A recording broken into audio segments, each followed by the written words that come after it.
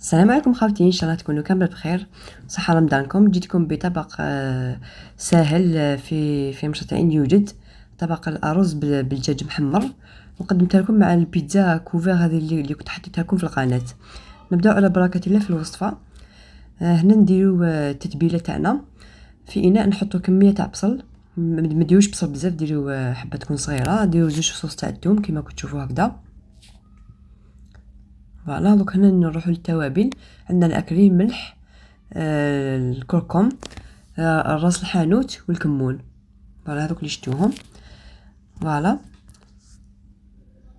دوك نكتب لكم التوابل في صندوق الوصف. هنا نديرو ملعقه كبيره تاع الخل كما كتشوفوا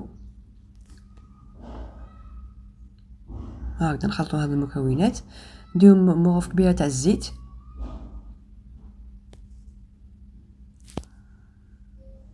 فوالا هكذا نخلطوا هذه المكونات مع بعض كما كتشوفوا. هنا نجيبو حبه نتاع الطوماطيش تكون صغيره، نقطعوها مربعات صغار كما كتشوفوا هكذا.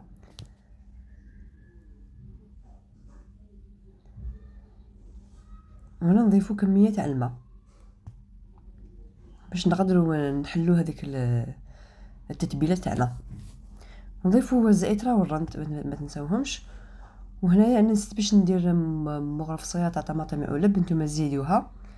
وديروا الدجاج تاعكم واش كان عندكم، جناحتين، لي كويس، واش كان عندكم في الدار ديروا. انا هذا واش كان عندي متوفر باش نحط لكم الوصفه هذه. نخلطوهم مليح كيما كتشوفوا هكذا. ومن بعد نغلفوها ونخلوها تتبل باش تشرب، باش الدجاج تاعنا يتبل بيان ويشرب هذيك التتبيله ويجينا بنين. الدجاج تاعنا يجينا بنين. فوالا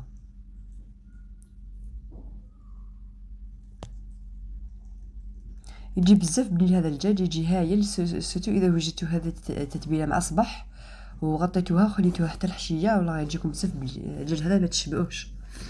نجيبو هنايا لو بابي سيلوفان ولا بابي هذا الشفاف، غطوها كما قلت لكم وخلوها تتبل بيان.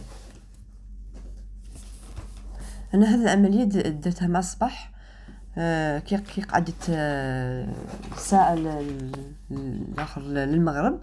قلت ولا غير نديرو باش ما حبيتش، قلت غنصبروا معكم وبالك باش تستفادوا منه.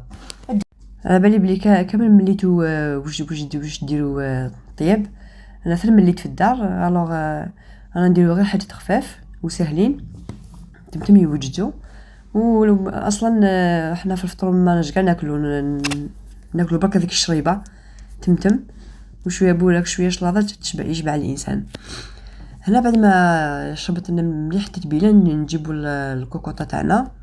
انا عندي هاد الكوكوطه وانتم واش عندكم في الدار ديروا كوكوطه، لازم كوكوطه.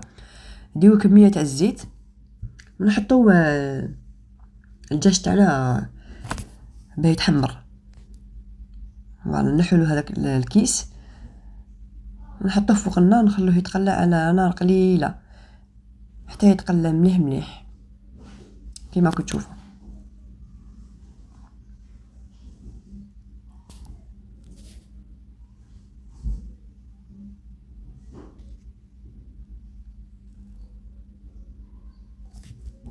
هنا خليته يتقلى. نروحو جهه اخرى، نروحو للارز تاعنا.